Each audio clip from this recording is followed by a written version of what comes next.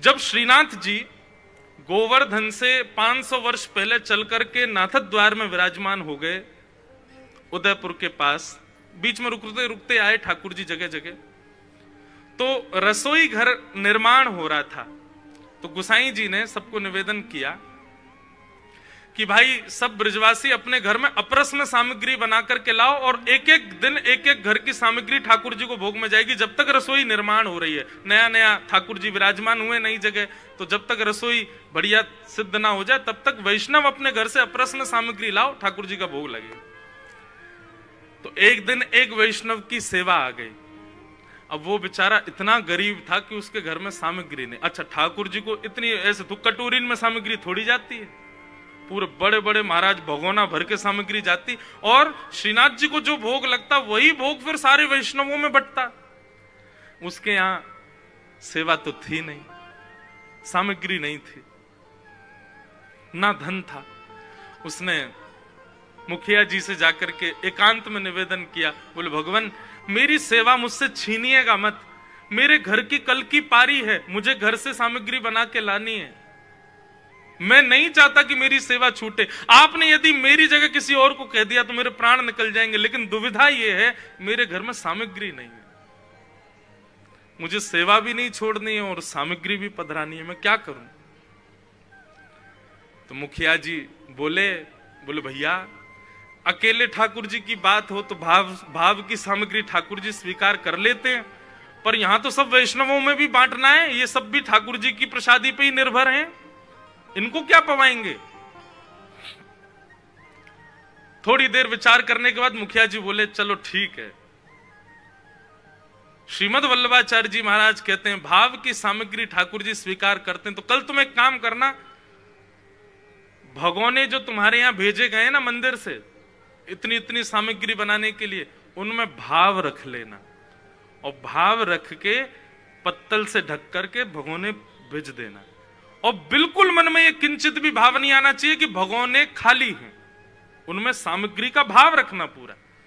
ठीक है। दूसरे दिन उस वैष्णव ने नेत्रबंद किए और भाव से चूल्हा जलाया, प्रत्यक्ष नहीं, भाव से चूल्हा जलाया, उस पर सुंदर पतीला रखा, उसमें देसी घी डाला, सुंदर ठाकुर जी को जो जो सामग्री निवेदित होनी चाहिए वो बनानी, सीरा बनाया, सब्जी बनाई, रोटी बनाई, दूध सामग्री बनाई, दूध घर की सामग्री सिद्ध की। इस प्रकार से ठाकुर जी के लिए बहु व्यंजन, जितने पात्र आए थे उतने पात्रों में भाव से सामग्री बना रहा था। प्रत्यक्ष में वो पात्र सारे खाली हैं, लेकिन भाव ऐसा रख रहा, आहा क्या केसर की सुगंधी आ रही है, अरे भैया कितना सुंदर हलवा सीरा बनो ठाकुर जी के काजे।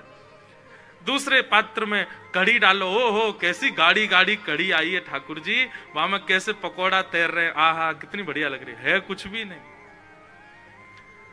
इस प्रकार समस्त सामग्रियों को सिद्ध करके खाली पत्तलों को ऊपर रख के सूतरी से बांध करके भगोने उठा उठा करके कंधे पर मंदिर में ले जा करके श्रीनाथ जी के सन्मुख पधरा दिए और कहा भगवान सामग्री आरोग।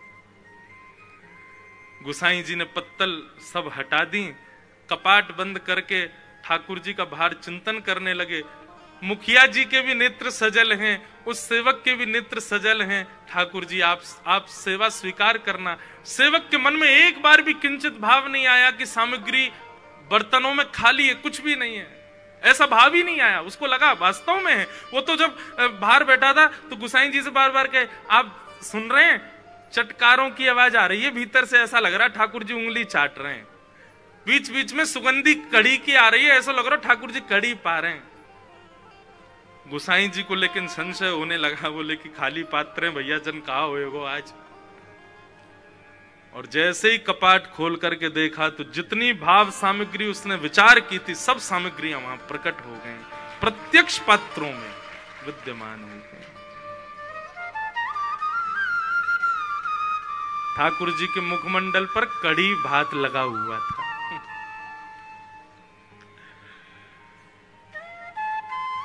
यह है अर्चन भक्ति। सामग्री कितनी महंगी है, सामग्री कितनी विशिष्ट है, यह जरूरी नहीं है। आपका भाव कैसा है। और भाव निर्मित तब होगा जब श्रवणम, कीर्तनम, स्मरणम, पाद सेवन, ये 4 भक्ति जीवन में आएंगे। मतलब सब भक्तियां आवश्यक है, तब अर्चन भक्ति। अर्चन भक्ति पर जोर मैंने इसलिए दिया क्योंकि लोग सेवा को ही सब कुछ मान लेते हैं, बाकी के भावों को उतना प्रधानता नहीं देते। ऐसा नहीं।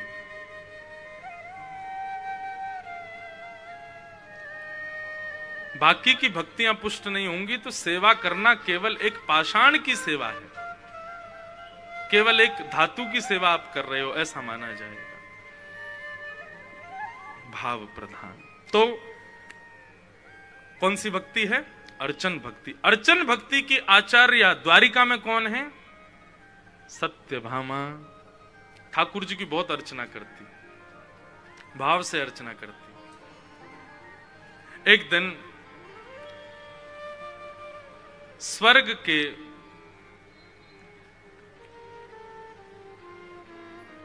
कल्प वृक्ष के सुंदर पुष्प देवताओं ने भगवान के निवेदन के लिए भेजे द्वारिका। और उन पुष्पों को जब ठाकुर जी ने प्राप्त किया तब ठाकुर जी रुक्मणी जी के कक्ष में बैठे थे। तो ठाकुर जी ने सहज भाव से उन पुष्पों को रुक्मणी जी के केश में सजा दिया। स्वर्ग के कल्प वृक्ष के पुष्प, उन पुष्पों, बंधुओं शास्त्रों में कल्प वृक्ष के पुष्पों की महिमा क्या बताई गई?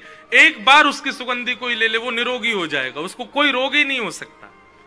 एक बार यदि उन पुष्पों को सुखा करके उनका सुंदर, उनको पीस करके उनका लेप यदि अपने अंग पर लगा ले, उसको कभी वृद्धावस्था नहीं होगी। उसकी औषधि बना करके पान कर ले तो अमृत तुल्य दीर्घायु हो जाएगा, कभी अमर हो जाएगा, मरेगा ही नहीं। इतनी महिमा उसके पुष्पों की। रुक्मणी जी के केश में ठाकुर जी ने सजा दिया। उसी समय नारद जी यहां पर दिनचर्या भगवान की देख रहे थे कि ठाकुर जी 16,108 पत्नियों के संग कैसे रहते हैं। नारद जी भ्रमण करते करते जैसे ही रुक्मणी जी के कक्ष में झांक करके देखा तो ठाकुर जी कल्प वृक्ष के पुष्पों को रुक्मणी जी के केश में सजा रहे थे। नारद जी बोले, जे बढ़िया तरीका मिला, कलेश करवा दूं मैं द्वारिका में। तुरंत दौड़ करके गए, सत्यभामा से जाके बोले, आप तो कहती हो कि ठाकुर जी आपसे बहुत प्रेम करते हैं। सत्यभामा बोली, वो तो करते ही हो, कहने की क्या बात है, सबसे ज्यादा स्नेह मुझसे ही करते हैं। अच्छा, स्वर्ग के कल्प वृक्ष के पुष्प आज द्वारिका आए थे, बताओ वो कहां है? सत्यभामा जी बोली, सुनने में तो आया था कि देवताओं ने पुष्प भेजे हैं, कुछ विलक्षण पुष्प हैं। नारद जी ने पुष्पों की महिमा बताई, ऐसे पुष्प, ऐसे पुष्प, ऐसे पुष्प, लेकिन ये बताओ वो हैं कहां? सत्यभामा जी बोली, पता नहीं, लेकिन इतने बहुमूल्य पुष्प हैं तो निश्चित ही किसी विशिष्ट स्थान पे होंगे। नारद जी बोले, हाँ, ठाकुर जी को जो प्रिय है उस स्थान पर हैं, रुक्मणी जी के केश में सज रहे हैं। पर मैं तो इसलिए आपसे पूछने आया था कि एक आध शायद आपके केशों में भी लगा होगा, आपसे बहुत प्रेम करते हैं ना। बस नारद जी तो, अच्छा बंधु, इसमें यह मत सोचना कि आग लगाने वाले, नहीं, ऐसा विचार भी मत करना। ये ठाकुर जी की लीला प्रकट करवाते हैं नारद जी। नारद जी डायरेक्टर हैं भगवान की पूरी लीला के। वहां कंस से जाकर के कह देते हैं कि आप श्री कृष्ण को धनुर्यज्ञ में बुलाओ, ऐसे ऐसे व्यवस्था करना, और यहां से मल्ल भेज देना, यहां कुबलिया पीड़ हाथी को लगा देना। ठाकुर जी जैसे ही आए पहले कुबलिया पीड़ हाथी मारेगा, फिर मल्ल मार देंगे, आप तक पहुंच ही नहीं पाएगा, वो कृष्ण मर जाएगा यहीं पर। कंस बोला, भगवान आप तो मेरे बड़े हितैषी हो। नारद जी बोले, तेरे हित की सोचता हूं, चल लग जा तैयारी में। और दौड़ करके भगवान के पास गए, बोले परसों कंस को मरा देखना चाहता हूं। भगवान बोले, वहां क्या योजना बना के आए हो? कुबलिया पीड़ हाथी खड़ा करवा दिया मेरे लिए, तुमने सारे मल्ल खड़े करवा दिए, और यहाँ वहां कहे हो कृष्ण को तीसरे दिन ऐसा कर देना, मुझसे कह रहे हो कंस को मार दो। तो पूरी लीला के डायरेक्टर तो श्री नारद जी हैं, यही नियोजित करते रहते हैं, अब क्या होगा, अब क्या होगा। और उसमें होता यही है कि ठाकुर जी की लीला प्रकट होती है। कभी कभी हम भी ऐसे करते हैं लाल जी से। एक बार की बात है, कान पकड़ के क्षमा मांग के बताऊं। ठाकुर जी का हिंडोला उत्सव होता है मेरे जन्मदिन पे। हम अपने जन्मदिन वाले दिन उस समय सावन का महीना रहता, ठाकुर जी को हिंडोला झुलाते, ठाकुर जी झूला झूलते। अब परसों तो मैंने पलना झुलाया नहीं, धीरे से ही अचक के झुलाया, नहीं तो एकांत में तो बहुत जोर से झुलाता हूं मैं। तो हिंडोला जब ठाकुर जी का लगा तो सब लोग धीरे धीरे झुला रहे, और मुझे ऐसी मिसमिसी आई कि मैंने जोर से झुला दूं इन्हें। क्यों? मैंने कि कोई को जोर से झुलाओ तो वो चिल्ला के कहता अरे नहीं धीरे कर दे, मुझको डर लग रहा है। मैंने कि ऐसी एक बार लालजी बोल जाए नहीं धीरे झुला, मुझको डर लग रहा है। हमारे में तो जोर जोर से कभी कभी खींच दूंगा को झूला को, कभी ठाकुर जी बोल पड़े, कभी ऐसी सेवा आ जाए। तो एकांत में मैं कम रहता हूं लाल जी के पास, नहीं तो कुछ ना कुछ ऐसा करता हूं कि ठाकुर जी कछु कह जाए, कछु चिल्ला दे मुंह पे, ने हाथ दिखा दें अपनों, लेकिन खूब आनंद आता है लाल जी के साथ। तो नारद जी ऐसी लीला प्रकट करवाते हैं ठाकुर जी की, कुछ ऐसा कर देंगे कि ठाकुर जी को फिर कुछ करना ही पड़ेगा। अब तो सत्यभामा कोप में आ गई। भगवान गए सत्यभामा के कक्ष में, क्रुद्ध होकर के बैठी, बोले नहीं नहीं आप तो रुक्मणी जी से ही प्रेम करिए, पारी वहां कल्प वृक्ष के पुष्प आए, हमको दिखाना तो दूर सुंगाना तो दूर, आपने मतलब सीधे रुक्मणी जी को अर्पित कर दिए। अरे मुझे अपने लिए नहीं चाहिए थे, आप मुझे जो भी कोई सुंदर वस्तु देते हैं मैं आपके अर्चना में उसका प्रयोग करती हूं। सत्यभामा जी का नियम है ठाकुर जी कुछ भी दें प्रेम से सत्यभामा को, सत्यभामा संभाल के ले जाती है और दूसरे दिन अर्चना करते हुए ठाकुर जी के श्री विग्रह को अर्पित करती है, नित्य की अर्चना करती है। अब तो सत्यभामा जिद पड़ गई, मुझे चाहिए, कल्प वृक्ष के पुष्प चाहिए। भगवान बोले देखो हमारी आदत मांगने के नहीं, देवता खुद दे गए इसलिए स्वीकार थे, अब मांगेंगे नहीं, क्योंकि देवताओं को बहुत प्रिय है कल्प वृक्ष, उसकी इतनी पहरेदारी करते हैं वे लोग कि उसके सामने वो कुछ नहीं सोचते, और हमको कहना नहीं है, क्योंकि भगवान जानते थे कि ये देवता कुछ ना कुछ फिर अलग करेंगे। लेकिन सत्यभामा जी के मन में तो योजना यही चलने लगी, नहीं नहीं नहीं हमको तो ये चाहिए, आप इतने काम करवाते हो देवताओं के, देवता इतना नहीं कर सकते। तभी एक दिन इंद्र आदि देवताओं ने भगवान से द्वारिका में आकर के प्रार्थना की, भगवान भौमासुर नाम का एक दैत्य है जिसको नरकासुर कहते हैं, वो अदिति मैया के कानों के कुंडल चोरी करके चला गया, वरुण देवता का छत्र ले गया है। कितनी बड़ी शर्म की बात हम देवताओं के लिए कि हमारी मां की हम रक्षा नहीं कर पाए। भगवान उसकी मृत्यु केवल आपके हाथों हो सकती है, आप जाकर के उसका वध कर दीजिए और हमारी मैया के कानों के कुंडल और वरुण देवता के छत्र को पुनश्च विराजमान करवा दीजिए। ठाकुर जी कुछ कहते उससे पहले सत्यभामा जी बोली हाँ ठीक है आप लोग निश्चिंत हो जाओ, ठाकुर जी जाएंगे भौमासुर का वध करेंगे, आपका ही कार्य सिद्ध होगा। भगवान देखते रहे, बोले कि मुझे नहीं बोलने दिया, उससे पहले ही हाँ कर दी। देवता तो जय जयकार करके चले गए। सत्यभामा जी बोली यही तरीका है, इनका काम बना देते हैं और बदले में फिर इनसे कहेंगे लाओ। और अब तो पुष्प की इच्छा नहीं, अब तो पूरा वृक्ष ही चाहिए हमको द्वारिका में, ताकि आपकी नित्य अर्चना अब कमल से नहीं, अब गुलाब से नहीं, अब बाकी के पुष्पों से नहीं, अब तो कल्प वृक्ष के पुष्प से ही होगी, क्योंकि मैंने सुना है उस पुष्प में बड़े गुण हैं। ठाकुर जी बोले भौमासुर मरेगा नहीं। बोले क्यों नहीं मरेगा? ठाकुर जी बोले बस नहीं मरेगा, कुछ बात है उसके पीछे, लेकिन संभव तुम ही करवा सकती हो। और सत्यभामा को संग लेकर के भगवान भौमासुर से युद्ध करने के लिए गए। भगवान ने भूमि को यह वचन दिया था कि वो भौमासुर को नहीं मारेंगे, भूमि का बेटा है भौमासुर, और वचन देते हुए यह कहा था जब तक तुम नहीं कहोगे तब तक नहीं मारेंगे। और वही भूमि का अंश सत्यभामा के रूप में आया है, वही भूमि भूदेवी हैं सत्यभामा।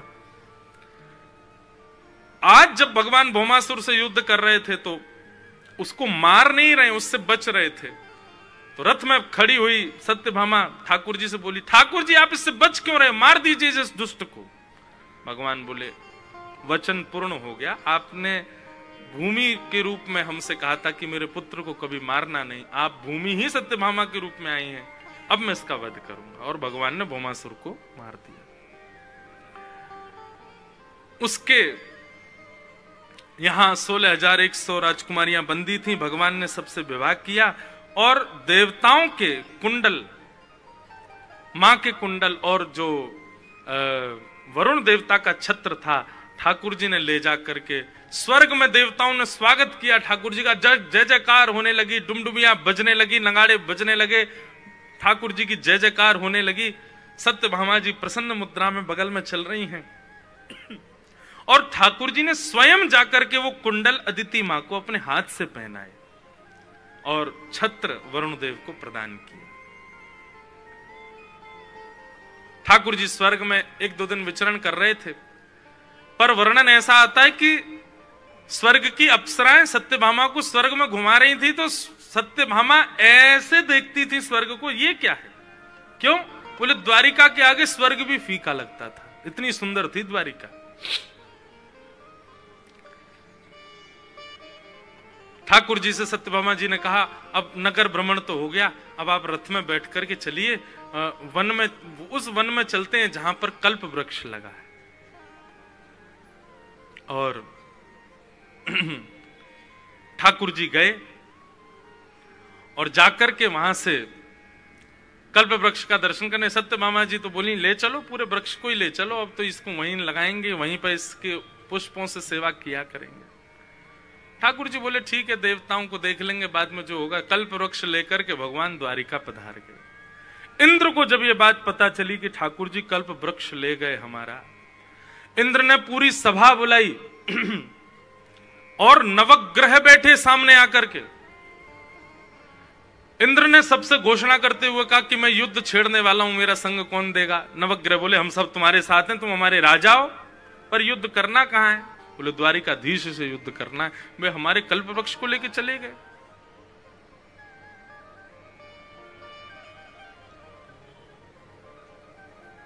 सूर्य पीछे हो गए, बोले, मैं तुम्हारा इस भाव में कोई सहारा नहीं बन सकता। कहने का मतलब अर्चना भक्ति में कोई लगा हो, कितनी सुंदर भाव है, सुनिएगा ध्यान से। अर्चन भक्ति के लिए कोई व्यक्ति क्रिया कर रहा हो, उस व्यक्ति का नवग्रह भी कभी कुछ बिगाड़ते नहीं। सत्यभामा जी के इस भाव पर इंद्र कुपित होकर के युद्ध करना चाहता, पर नवग्रहों ने अपने हाथ पीछे कर लिए। वरुण देवता से कहा, बोले आप चलिए। बोले, नहीं महाराज, क्षमा करो, ठाकुर जी से युद्ध करने की बात है, हम नहीं जाएंगे। चंद्रमा से कहा, आप चलो। चंद्रमा बोले, तुमको पता है ठाकुर जी मेरे कौन लगते हैं? बोले, कौन? बोले, मेरे जीजा जी हैं वो। क्यों? समुद्र से लक्ष्मी प्रकट हुई, समुद्र से मैं प्रकट हुआ हूं, लक्ष्मी मेरी बहन है। पूज्य जगन्नाथपुरी वाले महाराज जी विराज रहे हैं। महाराज जी ने एक बार बहुत सुंदर भाव बताया कि बड़े महाराज जी बताते थे, उनसे किसी ने पूछा कि श्री जगन्नाथ जी के ध्वज में और यहाँ द्वारिकाधीश जी के भी ध्वज में सूर्य चंद्र क्यों है? ध्वज का कभी आप दर्शन करो, उसमें चंद्र आकृति और सूर्य आकृति बनी होती है। इसका एक भाव तो यह है कि पूरे विश्व को प्रकाशित ये दोनों करते हैं और इन दोनों को प्रकाशित ठाकुर जी करते हैं, इसलिए ठाकुर जी इनको पूरे विश्व के प्रकाश के लिए ध्वजा में धारण करते हैं। लेकिन महाराज जी ने एक बहुत सुंदर भाव बताया, विनोद का भाव, कि लक्ष्मी जी बहुत जल्दी नाराज हो जाती हैं ठाकुर जी से, बात बात पर गुस्सा हो जाती हैं।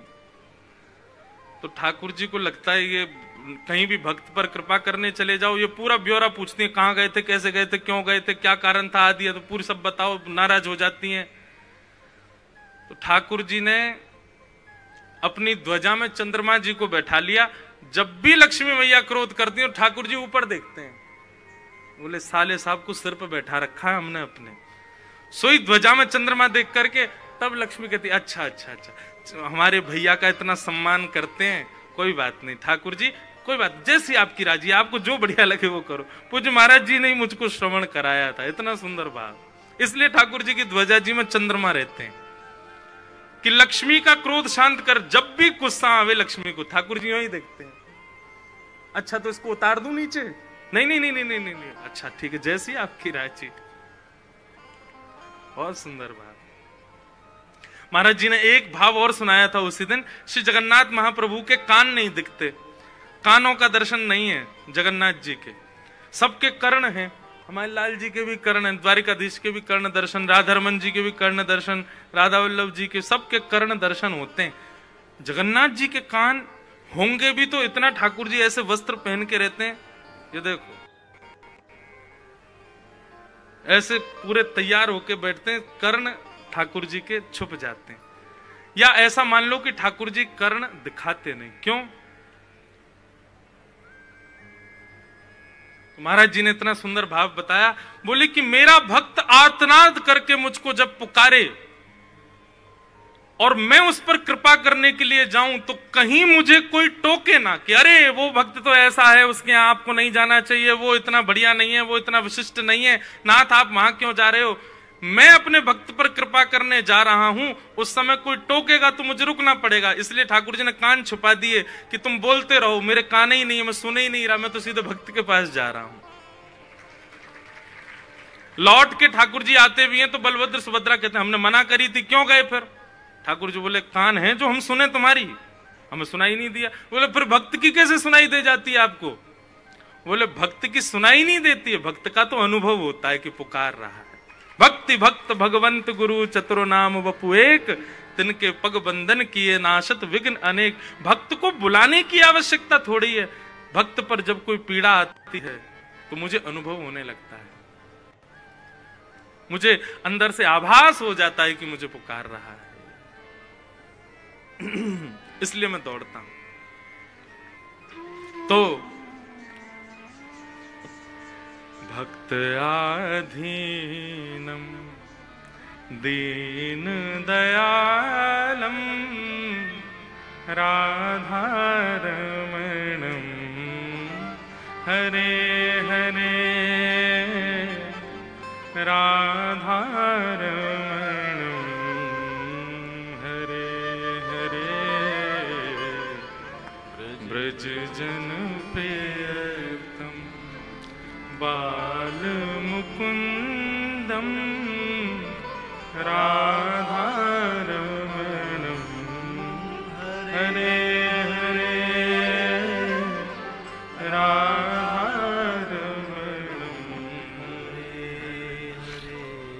अहम भक्त पराधीन। तो चंद्रमा ने भी मना कर दिया, मैं भी तुम्हारी सहायता नहीं करूंगा। सारे नवग्रहों ने मना कर दिया। इंद्र के साथ दो लोग गए, एक का नाम मुझे याद नहीं, एक गया था इंद्र का बेटा जयंत। 3 लोग गए भगवान से युद्ध करने।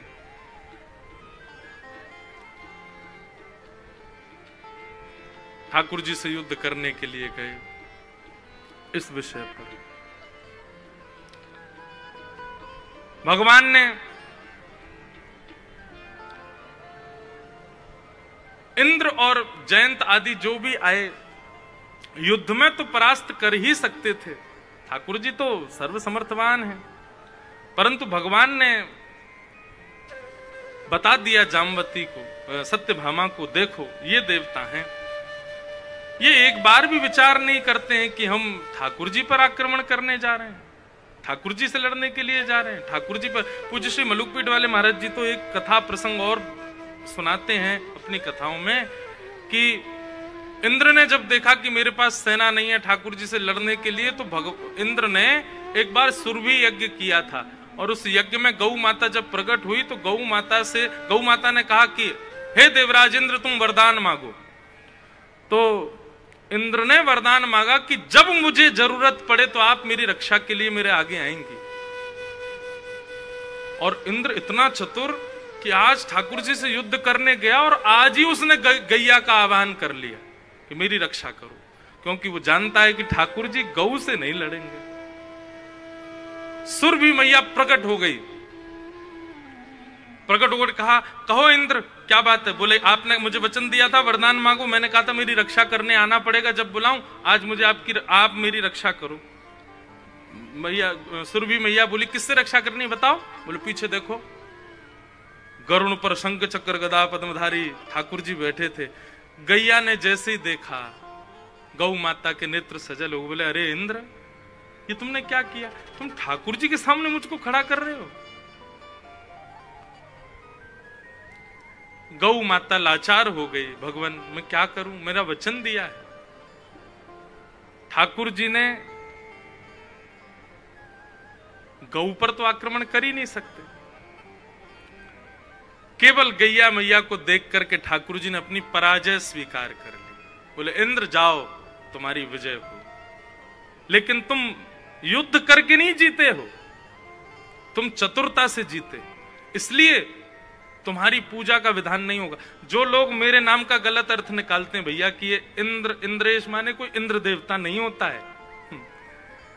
अभी पुंडरीकाक्षाचार्य जी कह रहे थे ना, इंद्रेश शब्द का अर्थ क्या होता है।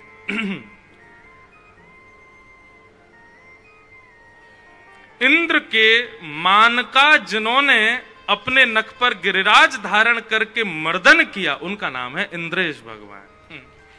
जो इंद्र के ईश हैं, और गिरिराज जी को धारण इंद्र के मान के मर्दन के लिए किया, इसीलिए श्री गिरधर लाल जी का नाम ही इंद्रेश है। इसलिए वो कह के गए कि आपका नाम तो जन्म से ही ठाकुर जी के नाम पर रख दिया गया था। कई लोग बोल देते हैं कि आप इंद्र हो, इंद्र देवता हो, इंद्र नहीं है भैया, और हैं भी नहीं कुछ, बस ठाकुर जी से नाम संबंध है। ठाकुर जी के ही नाम होते हैं सबके, देवताओं के नाम थोड़ी होते हैं हमारे। तो इस प्रकार भगवान ने सत्यभामा जी की अर्चन भक्ति को पुष्ट करने के लिए स्वर्ग के उस वृक्ष को लाकर के द्वारिका में विराजमान किया। एक